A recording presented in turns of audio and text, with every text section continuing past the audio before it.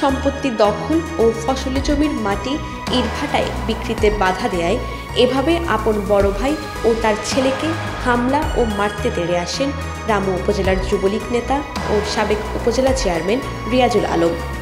সাবেক চেয়ারম্যান ও যুবলীগের প্রভাব থাকায় রিয়াজুল আলম তার আপন বড় ভাইয়ের ভাগের সম্পত্তি থেকে দখলে নিতে নানাভাবে নির্যাতন করে আসছিল।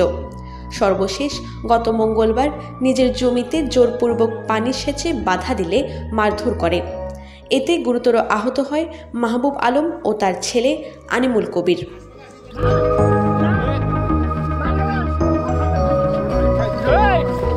ভুক্তভোগী আপন বড় ভাই মাহবুব আলম ও তার ছেলে জানান, রিয়াজুল আলম আগেও আওয়ামী লীগের প্রভাব খাটিয়ে পৈতৃক সম্পত্তি দখলে রেখেছে। এখনও সম্পত্তি দখলে নিতে এই হামলা ও মারধর করেছেন।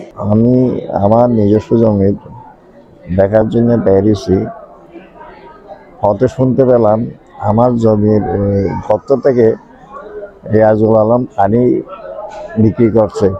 এই কথা শুনে আমি যখন ওখানে যাই দেখতে পেলাম সে তার দলবল নিয়ে আগে থেকে ওখানে উপস্থিত আছে। আমি যখন তার কাছ থেকে জানতে চাইলে আমি এবং আমার ছেলে অনিমুল কবির উদয় আমরা গেছিলাম।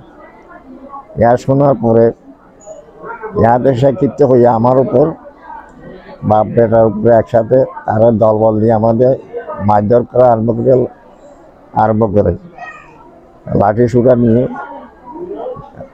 তাদের সাথে আমরা পারিনি। আমরা দুজনেই আমাদের 10টা রশিদে আমরা মাটিতে লুটাই পড়ি।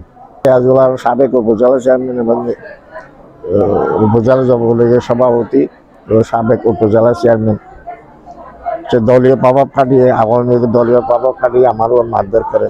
আমাদের জমি থেকে আমার চাচু অলরেডি একবার মাটি দিয়ে ফেলছে, এটা নিয়ে আগেও একবার নিষেধাজ্ঞা ছিল। তো উনি আবার প্ল্যান করছে যে আপনার মাটি আবার দিবে। তো যেখানে মাটি দিয়েছিল ওই গর্তে পানি জমছিল, পানিটা সেচ দিচ্ছিল। তো আমি আর আমার আব্বু গিয়ে শুধু বারণ করছি যে পানিটা না দেওয়ার, মানে পানি সেচ না দেওয়ার জন্য যারা দিচ্ছিল ওদেরকে তাড়াই দিছি আমরা। এটার কারণে আমার চাচু এসে সাঙ্গু পাঙ্গু নিয়ে এসে আমাদের উপর অকথ্য ভাষায় গালাগালি করছে, হামলা করছে। এক পর্যায়ে গিয়ে আমাকে ইট দিয়ে মারছে, আমার বাবাকে মারছে। কিন্তু আমরা চাচ্ছি আমরা বসে বন্টন, সুষ্ঠুভাবে বন্টন হোক জমি জমাগুলা সবগুলা। আর আর কোনো ধরনের ঝামেলা চাচ্ছি না আমরা। আসলে এসব উনি শুধু আমাদের উপর নির্যাতনই করে আসছে বিগত 20-25 বছর ধরে। এছাড়াও তার পরিবারের দাবি প্রতিনিয়ত হুমকি ধমকি দিচ্ছে।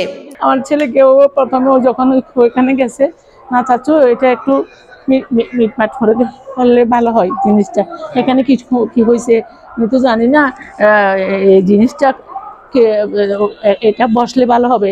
এটা বলাতেও আমার ছেলেকে, আমার হাজবেন্ডকে মেরে চাপি ধরে মাটিতে, উনি কালকে থেকে একদম আর হুশ আসতে নাই, এখানে হাসপাতালে বড় আছে। অনেক নিরাপত্তাহীনতায় পড়তেছি, কারণ আমার 4 মেয়ে 1 ছেলে। আমরা কে নেই, কারণ ওনার হুমকি তুমকি এটা আমাদের সবসময় লেগে আছে। আমি সবাই প্রশাসনের কাছে সুষ্ঠু বিচার চাই।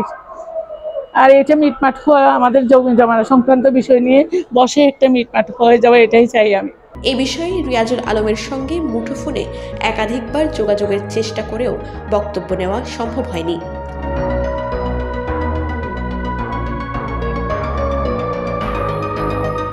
এই ঘটনায় আহত মাহবুব আলমের স্ত্রী শামীম আরা বেগম বাদী হয়ে রামু থানায় একটি মামলা দায়ের করেন।